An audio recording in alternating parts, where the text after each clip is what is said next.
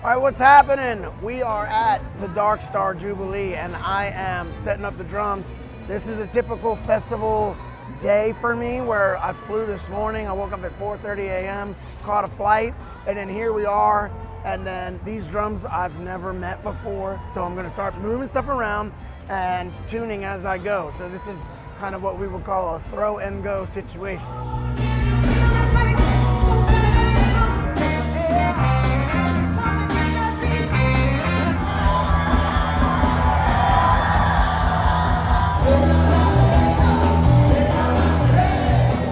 First thing I do is start to try to get everything positioned where I am comfortable and where I can hit it.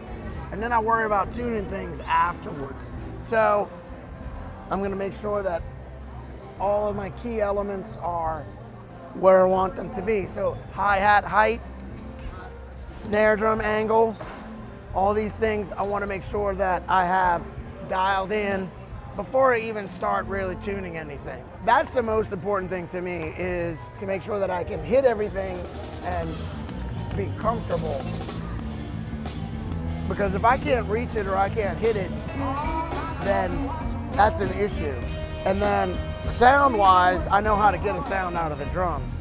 Positioning-wise, if it's not in where I can be comfortable, then that's a big issue. So I like to get everything positioned first. So this kit is a beautiful 65 vintage Gretsch kit, and I've never met these drums before, but they're gonna be super fun to play. And to be honest, I haven't even hit them yet. So we're gonna hit them and we're gonna see what they sound like and see what I need to do. Sometimes I'll start with tuning the top heads first, the batter heads, and then if I have time and if I can, I will tune the bottoms as well. Hitting these for the first time, these are a little high. So I'm gonna start by taking these down and then we'll see where we're at. What I like to do for the floor toms is I get the batter heads just a little bit tighter than finger tight, really. So right now I'm just tensioning by feel, and then I know that when I'm just above finger tight, that's about where I want to be in general. And then I will also press down on the heads to stretch them a little bit, especially when they're new. So these are coated Emperors on the tops, coated Ambassador on the rack and the snare, but I do coated Emps on the floors and the Pondero. I am just backing these tension rods down to just about finger tight, and then I'm gonna stretch it.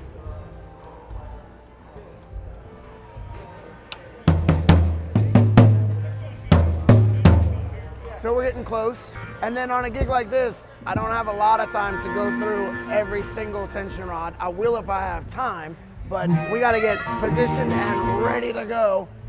I mean, we've got 30 minutes before we play. So I could hear that this drum, the bottom head was really tight. So I want to get the overall pitch of this drum down. But as you can hear, everybody else is getting ready, and there's not a whole lot of opportunity to really dial in lug by lug.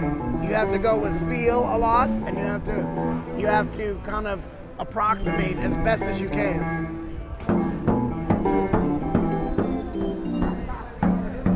So I'm adjusting the tension of the spring, and if I have enough time on a festival gig like this, I will adjust the tension. I like my pedals to be as loose as possible.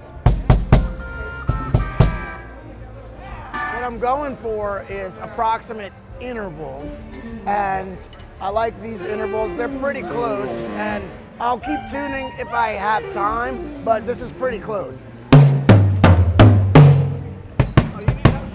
We're gonna get it dialed in and we have ourselves a blast.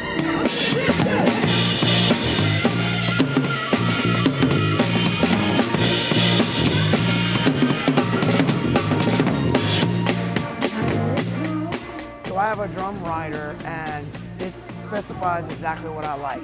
So it's usually a 8x12 tom, 14x14 floor, 16x16 floor, 14x20, and I bring my own snare, and I bring my own cymbals, my pandero, my cowbell, and sticks, and then everything else, all the stands and the shelves are provided in a festival situation like this. So this is rental backline, but I bring my own snare, cymbals, cowbell, pandero, and sticks.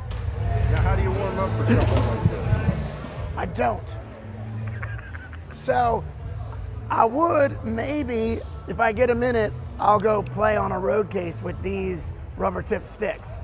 But in situations like this, I've been flying all day, went to the hotel, got a little tiny nap and freshened up, but there's not a lot of time to warm up on a gig day like this. So I will go try to, if I have time and I get everything tuned, I will go and play on a road case and maybe run through the 1 minute warm up or some warm up stuff, but I don't get a lot of time to warm up on a day like today.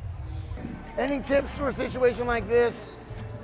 You just have to go with the flow and just know what you're dealing with. And being in situations like this many times, I know what I have to do to get ready. So there's not gonna be a whole lot of time to go hang out or go get something to eat. I ate earlier. So this is really, you've got 30 minutes to get ready and then we go. It's just, you gotta get your stuff together quick. So there you have it. I mean, we're pretty much ready to go. I'm gonna go run off stage, maybe try to warm up for a couple minutes and get my act together to come out here and play for these lovely people.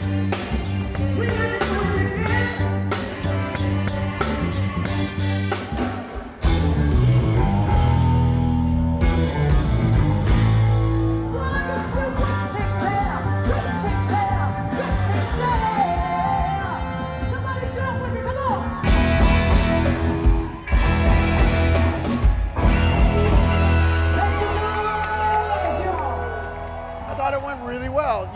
These situations, things can sometimes fall a little bit apart, like maybe the mics today, some of the mics were falling over and were slipping, but we were on it and we were able to fix that and get that going back. So it's always a little bit of a challenge when you're not playing your own gear, but I thought it went really well today. This is a very typical type of throw and go day for us during the summer.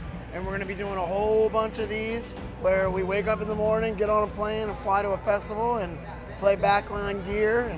And luckily today it was a beautiful vintage kit and I had a blast. Thank y'all for tuning in, and subscribe if you haven't already, please, to my channel and hit that notification bell so that you will get notified when I am posting new lessons. Take care, thank you very much.